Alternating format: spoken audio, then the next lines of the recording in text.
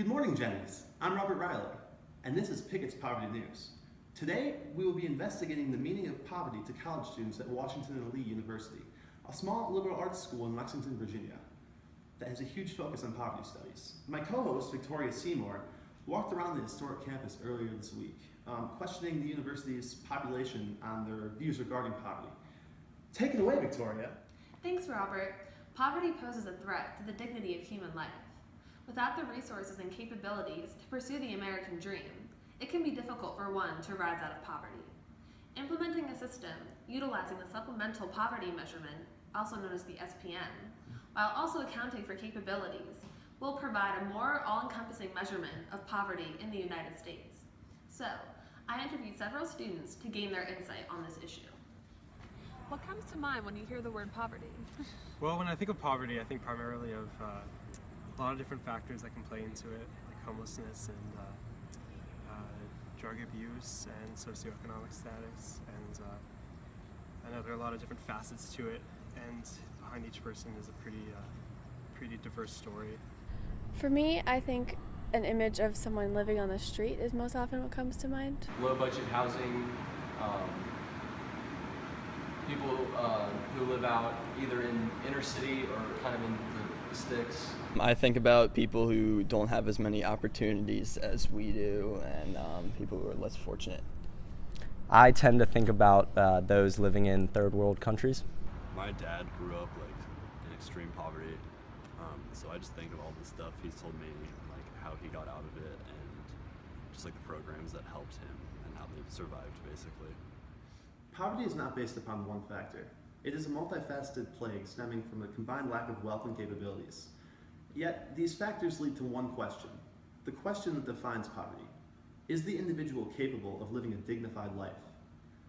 Of course, the concept of what truly defines a dignified life is still up for debate, but Martha Nussbaum has a fairly vague outline of what that should look like within her 10 central capabilities.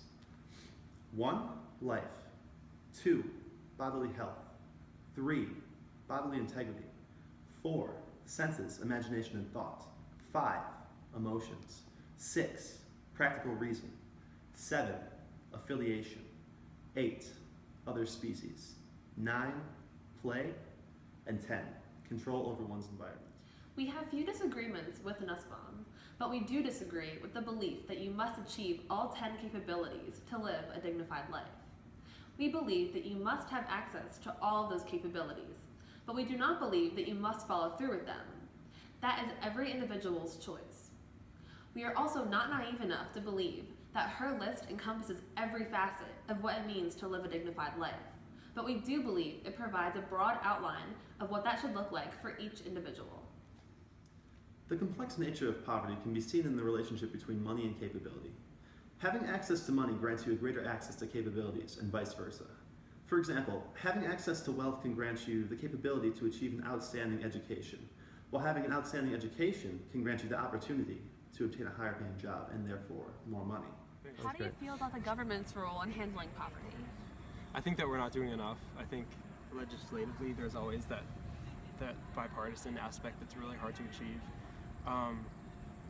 When we have a two-party system, it feels like we can never really get anything done.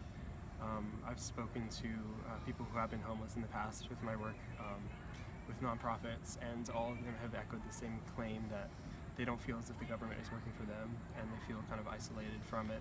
I think in a way, maybe our government's still a little bit out of touch with what's going on in impoverished neighborhoods, I guess focusing on the United States, and I think there's still, I think it's maybe a bigger issue than we really think it is. I think we may think it's getting a lot better, but I don't know if it really is. We're really making progress. I think the government is the key contributor to helping these people in the world, and providing institutions and programs that can help pull them up in the economic and social stature. I don't think one person or entity can fix it all. I think it takes a collective effort from a larger group of people to make more of a difference. I think the government needs to play a big role in handling poverty, which they do currently.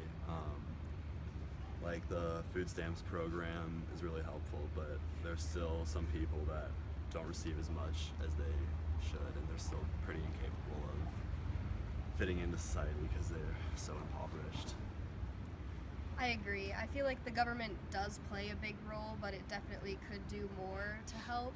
But I don't know. I feel like there are a lot of things that the government has to also focus on that, like, you can't always focus on everything that needs focus. So for that reason, I feel like they do a pretty good job currently, but it could be better. I think right now it's a very turbulent issue, so I don't even think it's being addressed as much as it should be, but typically I think of federal programs that are helping people. Poverty is a very difficult beast to tackle, which is why a fairly simple system of thresholds is instituted within the official poverty measurement. The problem with the OPM is that its scope is very narrow-minded. It focuses upon thresholds that maintain a heavy consideration upon income and inflation. As a great deal of poverty can be tied to a lack of income, the OPM is not necessarily incorrect. It simply does not consider some of the most important factors, such as capabilities, resources, geographic location, social inclusion, non-cash benefits, and economic mobility. Taking into account a person's access to resources is a crucial aspect of poverty measurement. If a person does not have the opportunities and resources to enhance their living situation, it is very difficult to overcome the hardships they are enduring and rise out of their situation. Through the SPM's consideration of resources, geographic location, non-cash benefits, and capabilities, a more accurate measurement of poverty in the United States is provided. Statistics show that 42.2% of sons born into the lowest, in other words, most destitute quintile group, will remain in that same group throughout their life.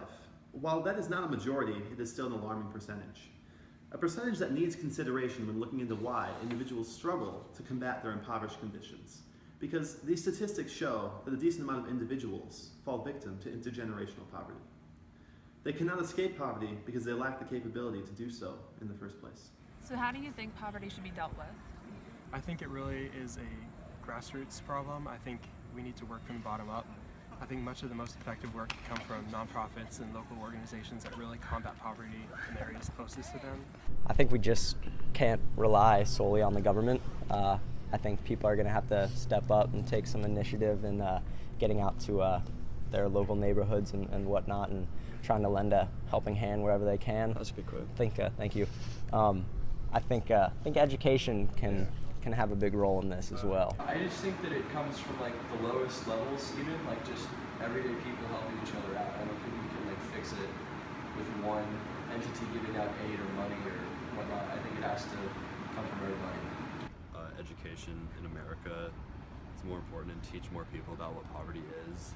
So many people don't understand poverty and don't really understand food stamps and how the government works.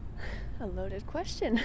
I think the best way to deal with poverty is starting from the very root, so trying to address sort of the lack of education and meals and the very most basic elements of life is the best way to then go on to attack and move upwards in attempting to solve the problem. Poverty is the result of such a varying amount of existential factors that there is no true solution. However, there is a way to more accurately identify the level of poverty within the United States. Implementing a more complex, all-encompassing relative system like the SPM, while also accounting for capabilities, will enable the dignity of individuals to be properly represented. Howard and Pickett are both living alone with an annual income of $15,000. Both are above the poverty line, which is around $12,000 for a single person under 65. However, there is one major difference between Howard and Pickett. Pickett has cancer. Thus, there are many non-discretionary expenses, such as medical bills, that need to be accounted for. Even though they have the same economic situation, there are other factors that contribute to a person's well-being. While Howard is fine making ends meet, Pickett is struggling due to the immense medical bills he has to pay to treat his cancer. This is where a huge issue with the OPM comes into play. The OPM does not take into consideration a person's non-discretionary expenses, and thus is an insufficient measure of poverty. The SPM, on the other hand, does take into account these expenses, making it a superior measurement of poverty to the OPM. I'm Robert Riley. And I'm Victoria Seymour. Thank you for tuning in to Pickett's Poverty News. Have a good night.